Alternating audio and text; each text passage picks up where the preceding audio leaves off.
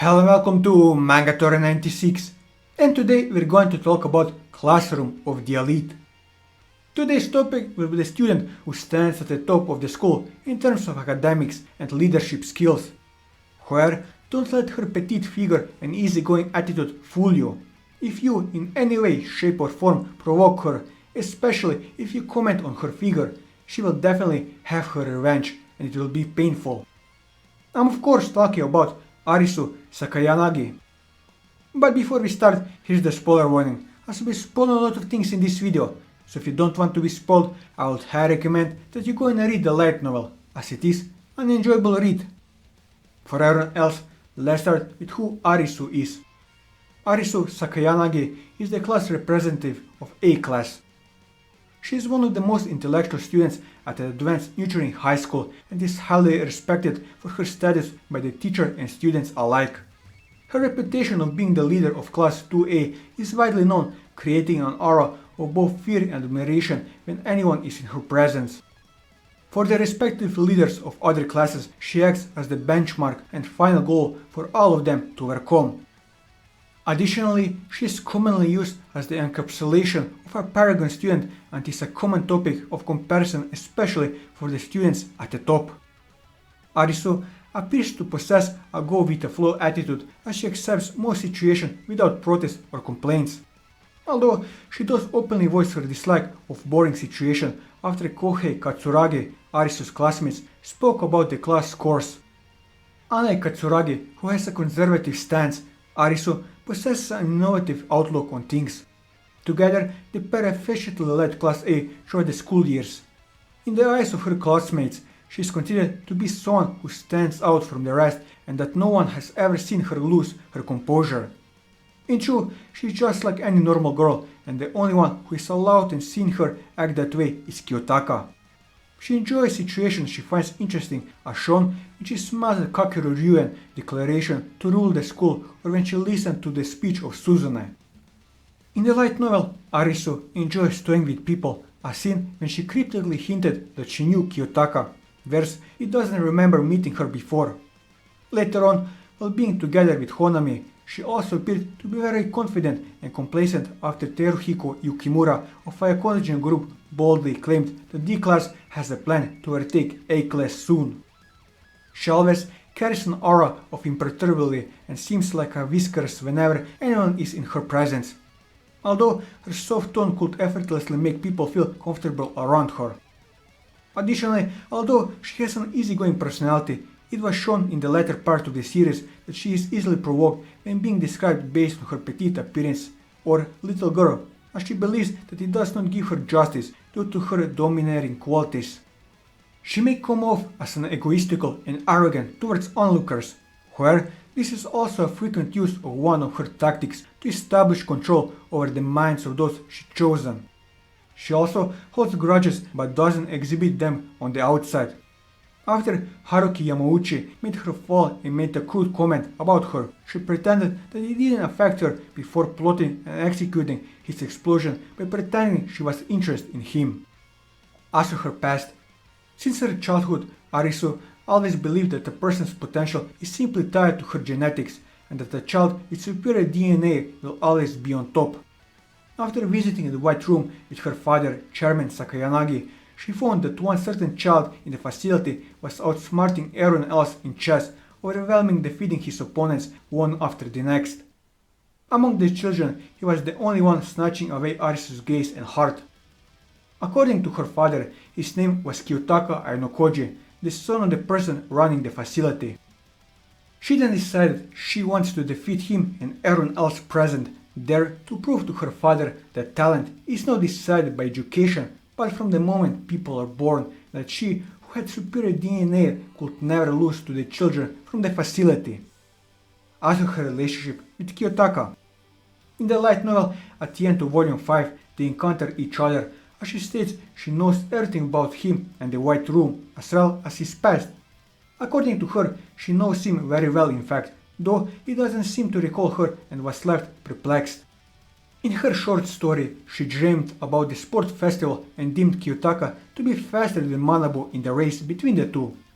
When she woke up from her dream, she requested Masumi to watch Kiyotaka closely, as she wondered the reason why he chose to come to this school in the first place and his placement in D class no less.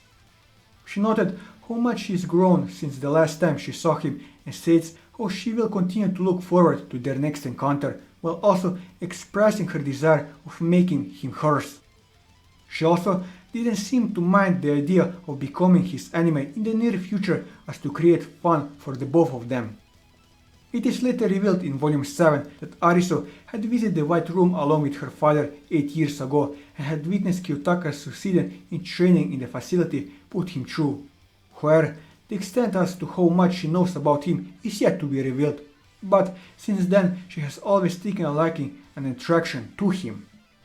In Volume 7.5, she met Kiyotaka at Kikaji Mall and they had a small chat with regards to the fallout with Class C. She had a suspicion that Kiyotaka may be behind it. On the other hand, Kiyotaka stated to her that he knows that she is the daughter of the school's chairman. In Volume 9, she called him to meet up.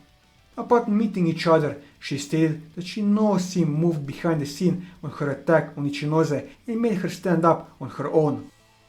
Kiyotaka told her that he has also unraveled that she used Kamura to lure him into taking action. Later on, she challenged him to battle her in the next exam with the condition that if he wins, she will drop out. On the other hand, if she wins, she will reveal to the school that Kiyotaka is the mastermind and linchpin behind his class. In her monologue in Volume 11, her heart was palpitating just from being in the same room as him. Every time she tries to steal a glance at him, her body couldn't stop itself from being attracted and has great difficulties turning herself away. She knows she was a maiden in love and truly enjoyed the newfound emotion from the bottom of her heart. It was revealed she couldn't sleep the night before and almost overslept due to the excitement of spending time with him. She had no intention of losing their precious time together and considered it a luxury to be with him. She does not consider their path to be coincidental, but one of fate.